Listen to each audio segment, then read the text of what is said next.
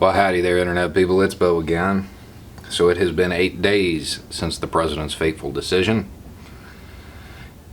and we're seeing the fallout.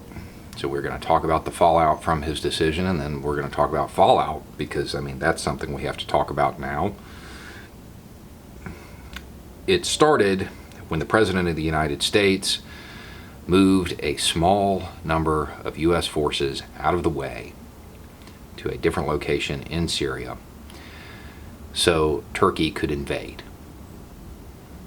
That's how it started. That started with air operations, followed shortly by ground operations, with Turkish-backed militants committing atrocities on the side of the road. This drove the Kurds firmly into the arms of Russia, who was waiting with open arms because they are the most powerful non-state actor in the Middle East. They will remain in Russia's arms for decades to come.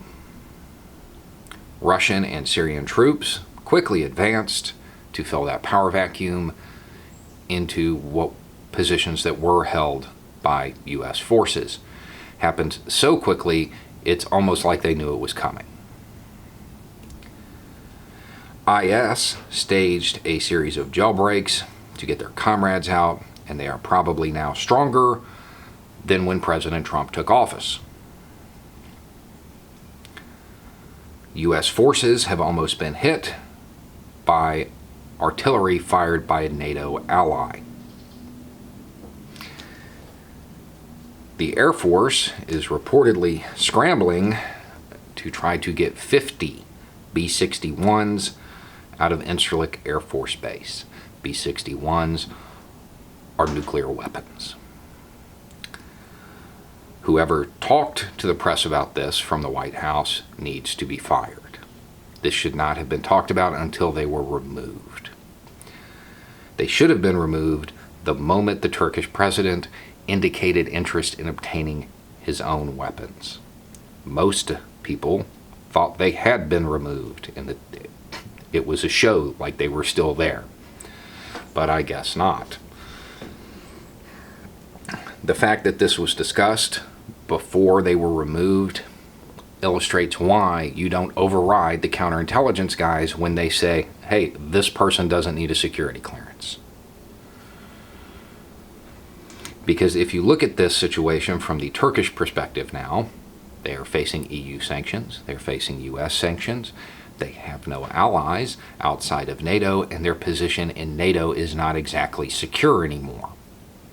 However, they could become a superpower by overrunning one U.S. base within their territory. What is a B-61? It is a variable yield device. In English, that means it's adjustable. You can tell it how powerful to be. It can range anywhere from 1/3 of a kiloton to 340 kilotons. To give you an idea of what it will do, we will use 300 kilotons because the math is easy. It's not the top end, but it's pretty close. Creates a fireball that is 200 million degrees and a mile wide. At the edge of that mile, concrete is literally melting.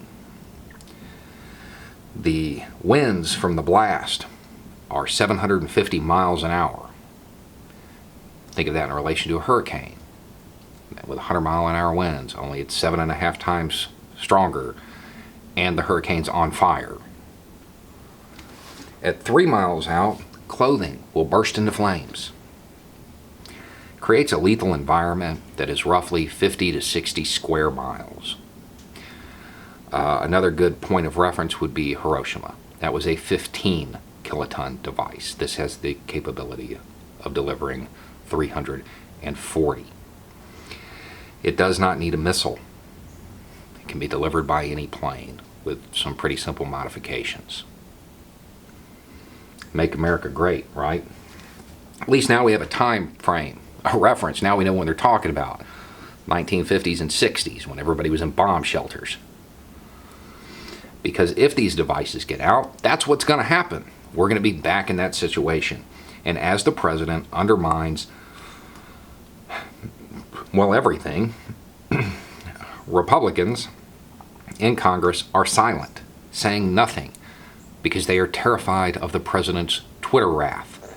And they have forgotten that they're supposed to be leading a country as a co-equal branch of government. They're not just supposed to be the guys that go out to defend the president's stupid decisions. This will go down as the worst foreign policy decision in American history.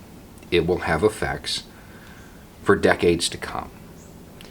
And it is spitting on the grave of every U.S. soldier who died in the last 15 years over there.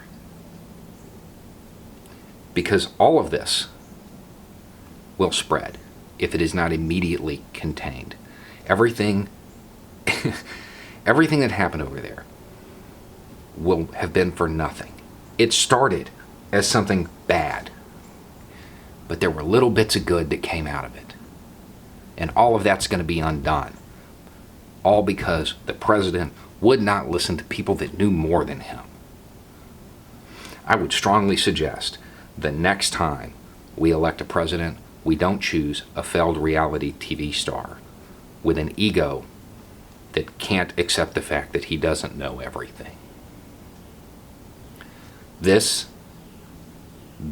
is what Mattis warned everybody about. This is why he left. This is a horrible decision, and it will get worse if it is not immediately contained, and the President of the United States is not up to the task. He has shown that. And the Turkish president has said he will not meet with Vice President Pence, only President Trump.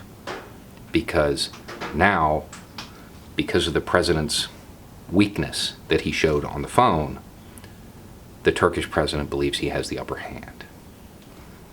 And he does. Anyway, it's just a thought. Y'all try to have a good day.